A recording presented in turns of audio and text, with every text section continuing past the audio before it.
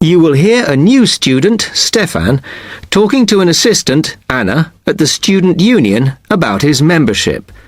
You now have 30 seconds to read questions 1 to 6.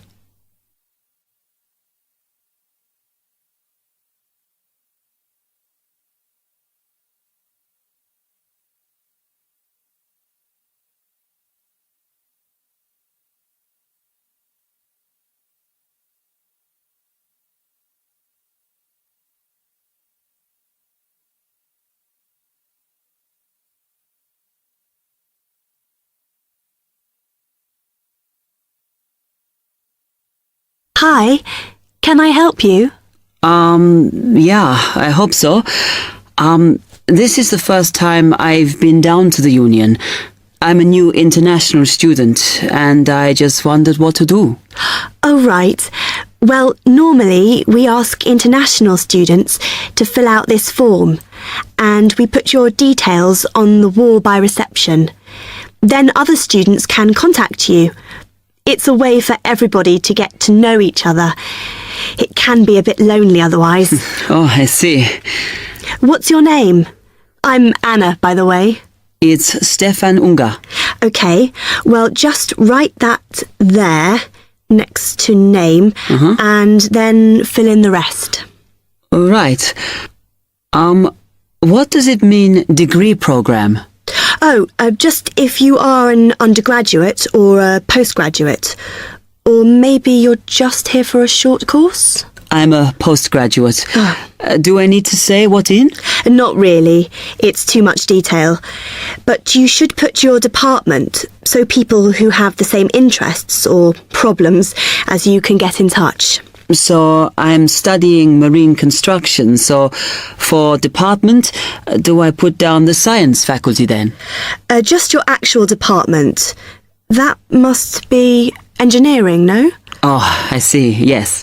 Then if you list what you like doing in your free time, not that we ever get any when we're studying, and maybe you can meet up with someone socially, or to join a club or something. Well, I like lots of things. Shall I just list them? My advice is to just put 1 or 2, like football and films or whatever. Otherwise, you'll get so many invitations, you won't get any time to work. Okay, I think I'll just list computer games, as that's my big interest. Oh. I haven't played football for ages.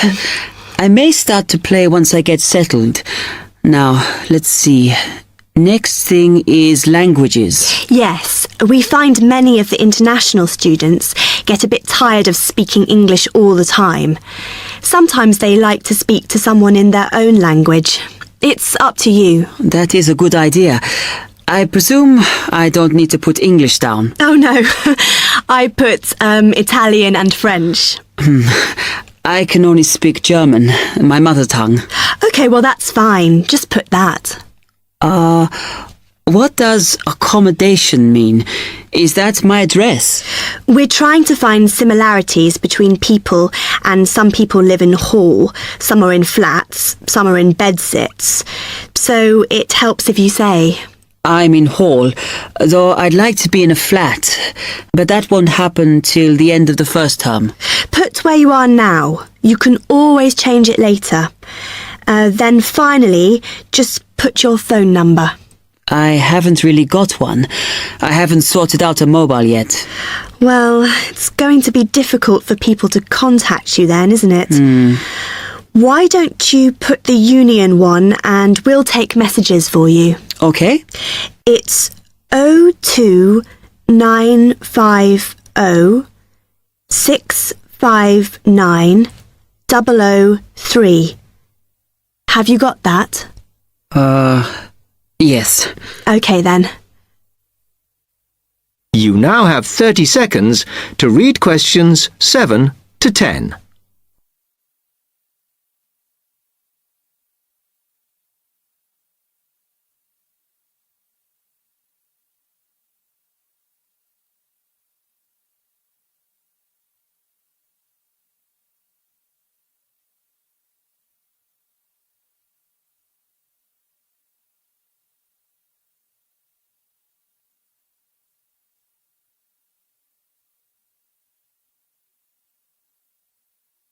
Oh, I had a couple more questions about the services you've got here.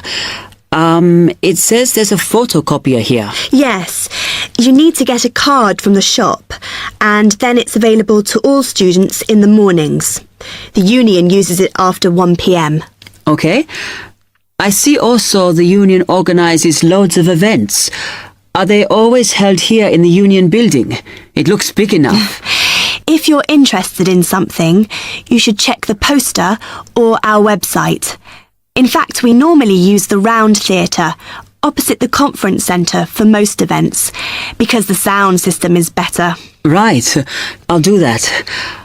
Also, I wanted to hire a van. Can I do that through you? No. You need to present a case, really. They're not just available for hire to anyone. The president said we have to limit who is allowed to hire them. The person you need to see is the transport secretary. She's on the 2nd floor. Okay, thanks. The other thing is, are all the discounts we get with our union card listed on the back of the card? I thought there might be more. No, that's it, I'm afraid. Mainly books, clothes and music. Though we are currently negotiating to get one on newspapers, so that should be valid from next term. Okay, thanks a lot for your help.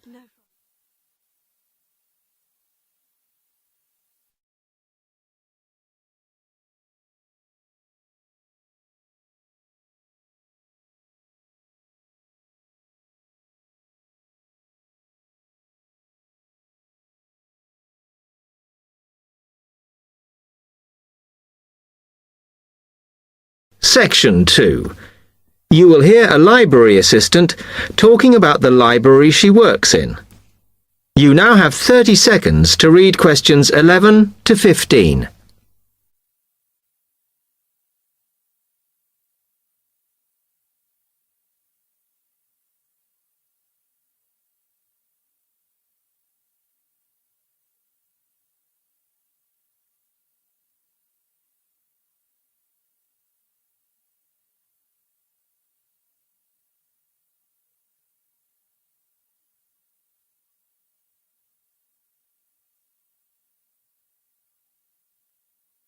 Hi, can I help you?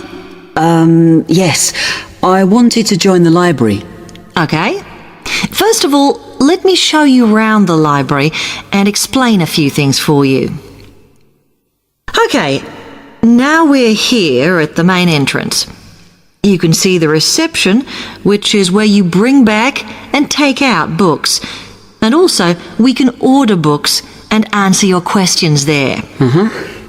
Next to the reception, where you can see those old desks, is where we keep the magazines, because you can sit down and read there. They're divided into sections for sciences, geography, arts, etc. Then, at the back of the library, you can see the section for old books. And next to that is where the books proper start.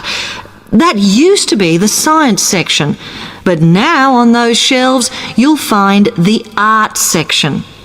We had a big reorganisation in the summer, which I think has made it clearer. The numbering is standard, so you should be able to find what you want quite easily. However, if you can't find something, it probably means it's been borrowed.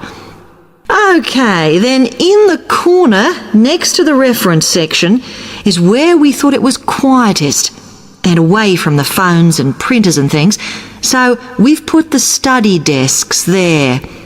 They all have computer access if you need it for your laptop.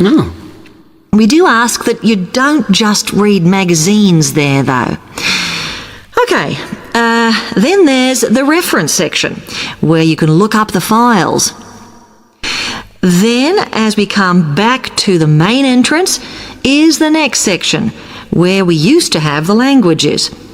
It got very busy and noisy, so when we moved everything round, we decided to put the law books here.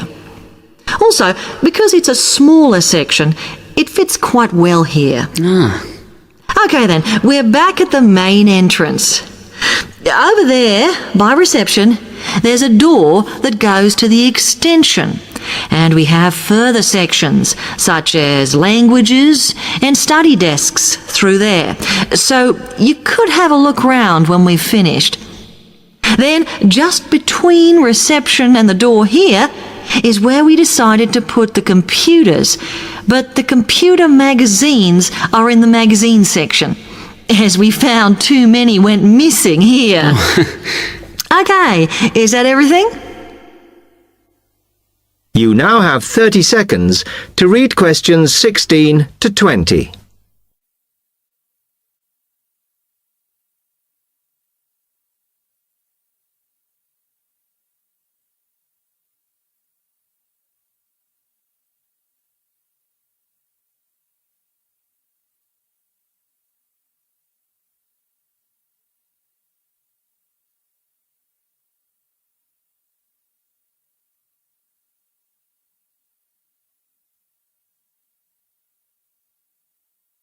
That's great, thanks. Can you just tell me a bit about borrowing and the rules and whatever? Of course. Over the last 2 months, we've been introducing a new system for this, and you can now take books out for 6 weeks. That's generally enough for most people. We usually get books back within 30 days. Of course, you may decide to renew the period. You used to have to come in to get the book stamped because we don't like doing it over the phone, as there's no record of it. But now you can do all that via email. Oh. If you do forget to renew, then we do make a charge, I'm afraid. That helps our costs, of course, but we do insist on it. The good news is that there is only one charge. I know some libraries charge £1 for 1 week and then it goes up with each week it's late. We ask for £1.50 as we think that's high enough to stop people being overdue. The other thing you may want to know is what you do about books that are not on the shelves. We do have a system for reserving them. All you have to do is fill in a yellow form behind those blue ones on the desk and give it to someone at reception. We'll let you know when it comes in. Also, sometimes you will need a journal article that we don't have but can get from other libraries. So we offer an ordering service if you need it. Now, if you'd like to fill in this form here.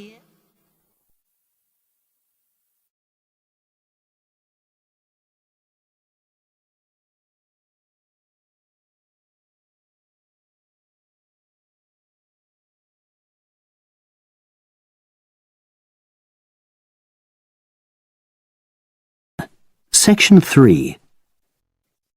You will hear 2 business studies students discussing a presentation they'll do on an article on working effectively in groups. First, you have some time to look at questions 21 to 26.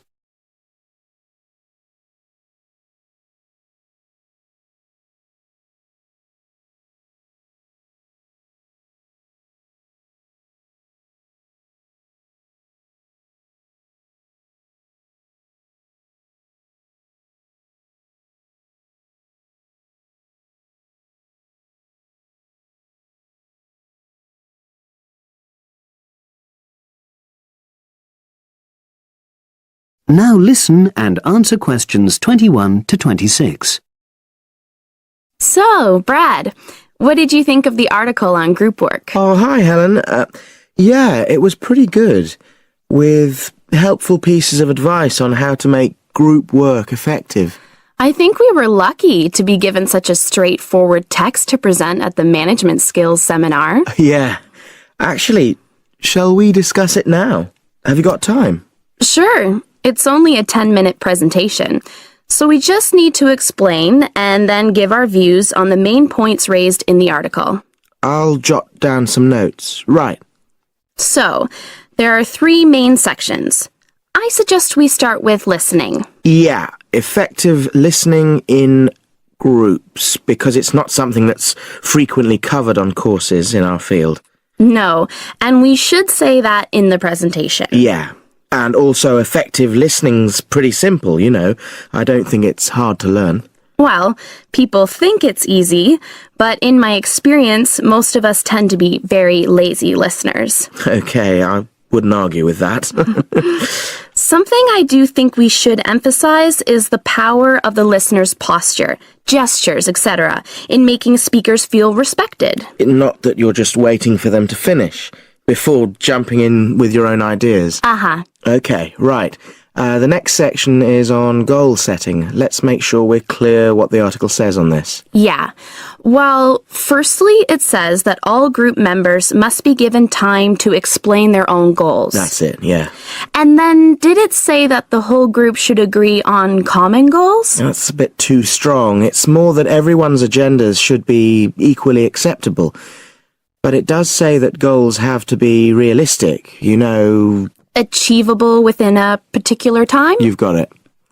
That's really what the article's saying. There isn't really any point in having ideals if group members know they won't come to anything within a reasonable period. So, I think a summary covering those points will be enough for that part of the presentation, don't you? Yeah. Now, the last section is about conflict resolution. Actually, I thought it was the worst part of the article. Me too. I don't think it went into sufficient detail on the issue. Actually, I thought it devoted too much space to it, but that it was all rather boring, It didn't mention some of the more radical theories. Absolutely. I found that really irritating. Right, and also I think it could have said more about conflict sometimes being healthy in groups. Absolutely. It just mentioned rather glibly about how we should avoid thinking of winners and losers, and that quick resolution of conflict is always desirable. Without explaining what these terms mean? Well, it gives quite detailed definitions, but doesn't develop a proper argument. Right. So, for the presentation, I think we just give some definitions and then explain what we felt were the weaknesses in the article's treatment of conflict resolution. Yeah, good. Now you have some time to look at questions 27 to 30.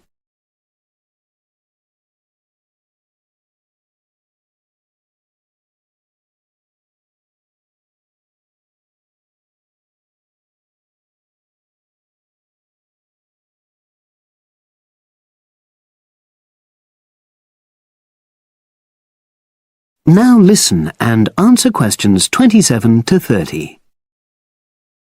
So, let's think about what we have to prepare for the actual presentation.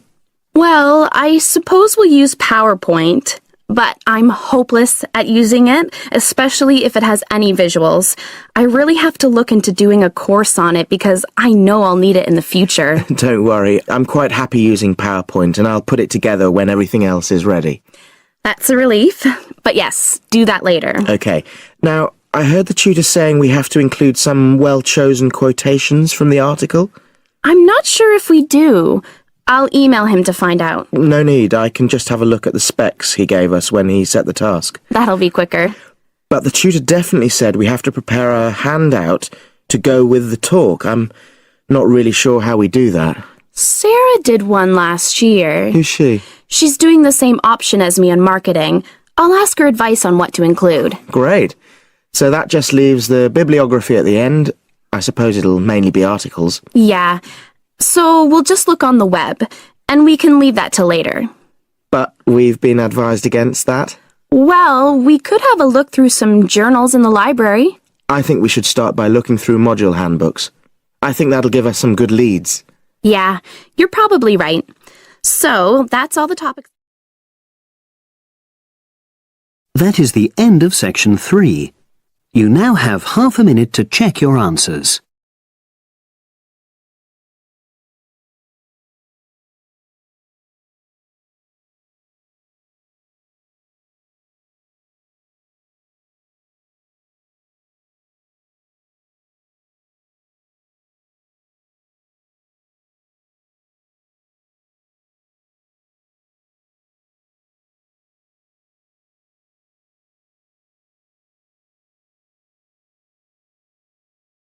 Now turn to section 4. Section 4. You will hear a lecturer talking to a group of engineering students about the design of a greenhouse. Before you listen, you have some time to look at questions 31 to 40.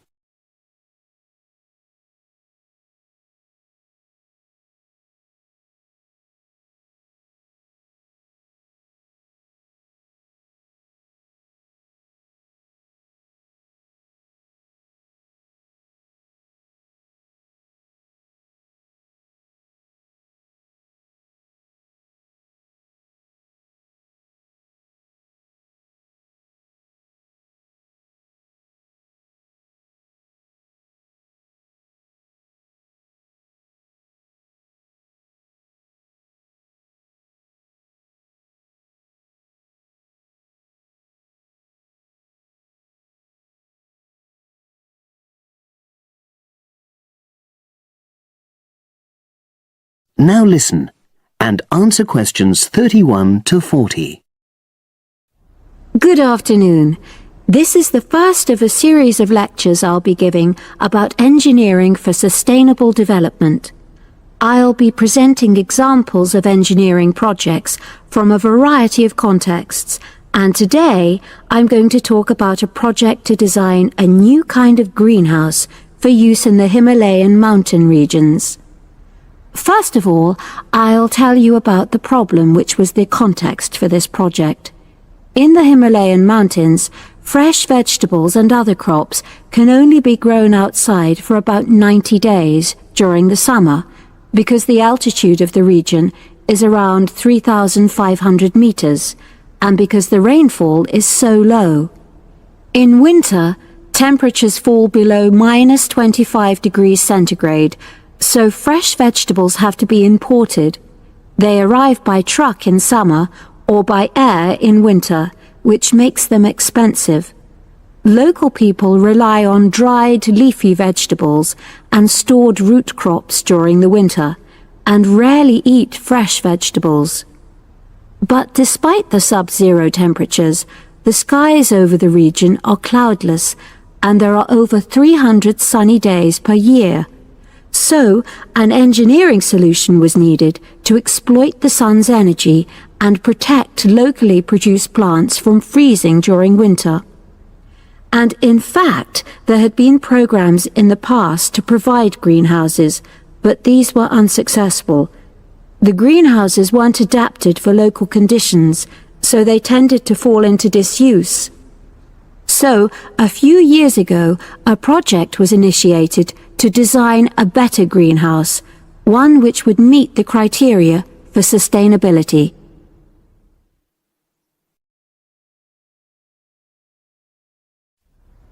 So, what are the criteria for sustainability?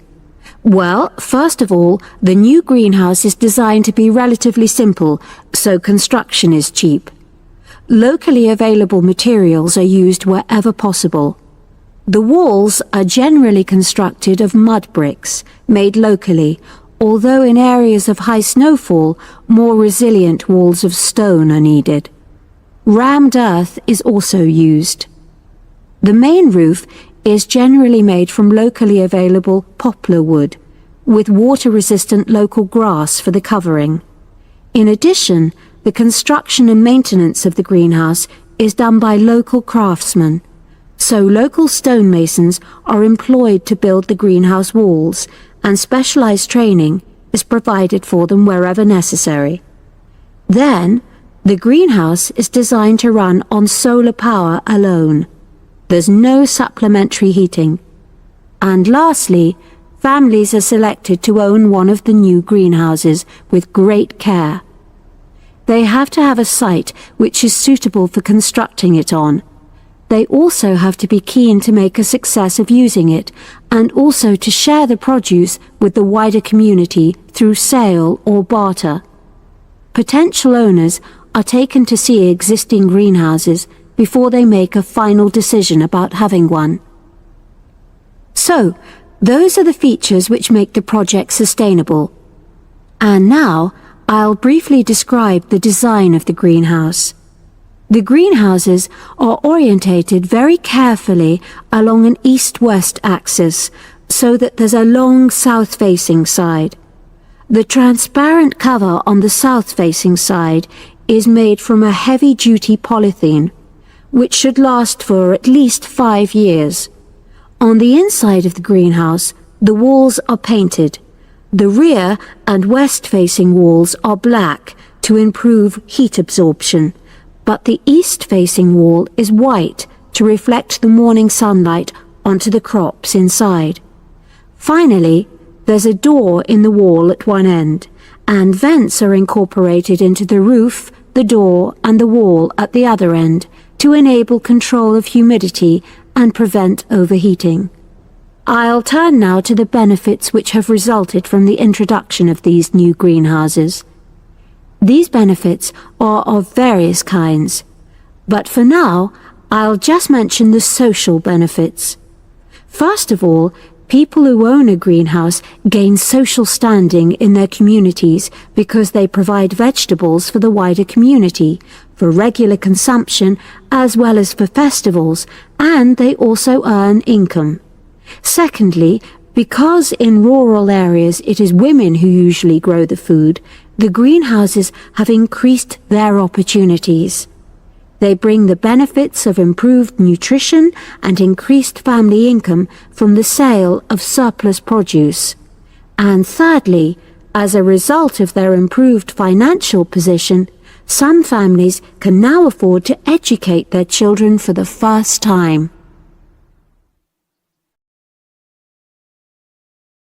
That is the end of section 4. You now have half a minute to check your answers.